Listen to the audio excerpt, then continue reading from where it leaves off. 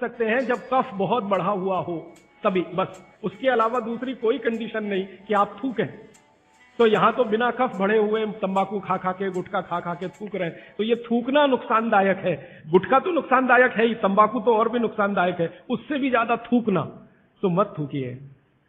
तो फिर आप कहेंगे जी पान खाएं, तो पान खाने के लिए नियम बताया, बहुत माइक्रो लेवल पे कैलकुलेशन है भागवत जी। वो कहते हैं कि पान खाओ तो कत्था मत लगाओ, बिना कत्थे का पान खाओ, थूकने की गरज ही नहीं, क्योंकि जो भी खाओगे वो चूना है, कैल्शियम है तो अंदर जाएगा, और वो कैल्शियम क्या क्या अद्भुत काम करेगा वो कल बताने वाला हूं मैं। तो वो कहते हैं कि पान भी खाना है तो थूकना नहीं है, कत्था है तो थूकना पड़ेगा, कत्थे बिना ही पान खाओ। माने हमारे पुराने पूर्वज और बुजुर्ग जो तंबाकू का नहीं, कत्थे का नहीं, सिर्फ चूना लगा के जो पान खाते हैं, वो बागवट के चेले सब के सब शिष्य उनके।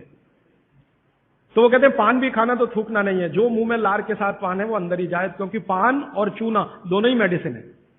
एक वातनाशक है और दूसरा पित्तनाशक है, और कफ का भी नाश करता है। पान तो पित्त और कफ दोनों का नाश करता है, और चूना वात का नाश करता है। तो वो कहते हैं कि पित्त और कफ का नाश कर दिया पान ने, चूने ने कर दिया वात का, तो वात पित्त कफ तीनों ही संतुलित है, तो पान खाके तो जिंदगी भर निरोगी रह सकते। ये है पान जो कहा आपने खाने के लिए, तो पान के साथ क्या क्या लेना चाहिए? हाँ, बहुत अच्छा। मैं दूसरे प्रश्न का पहले उत्तर दे दूं, पान के साथ क्या क्या लेना चाहिए। भागवत जी ने पान खाने के लिए बताया है कि एक तो पान जो खाएं वो ऐसा पान हो जिसका स्वाद कसेला हो। कसेला, कसेला स्वाद माने देशी पान, सीधी सी बात है।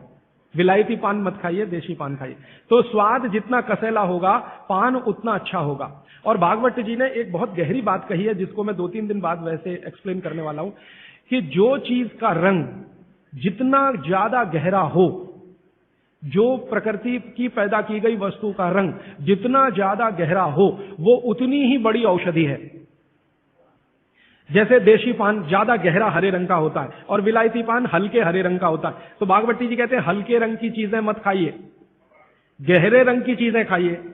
तो गहरे रंग वाला पान खाइए, गहरे रंग की जो भी चीजें हैं भरपेट खाइए। जैसे बैंगन है गहरे रंग का, जामुन है गहरे रंग का, टमाटर है गहरे रंग का, ये सब एंटी कैंसरस, एंटी डायबिटिक है, एंटी कैंसरस है, एंटी अस्थमेटिक है।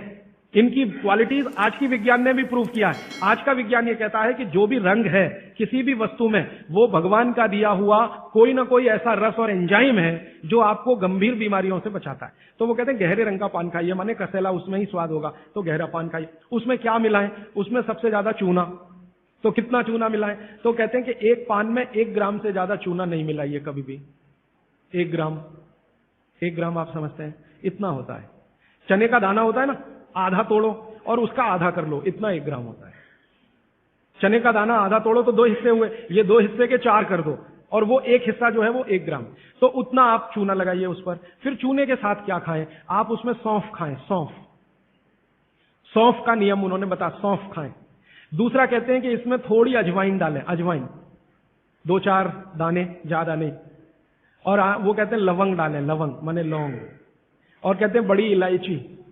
और वो कहते हैं कि गुलाब के फूल का रस, मतलब गुलकंद जिसको आप कहते हैं। ये चीजें उन्होंने बोली हैं पान में नियमित रूप से खाने के लिए। अब इसमें उन्होंने जो बोली नहीं है वो बात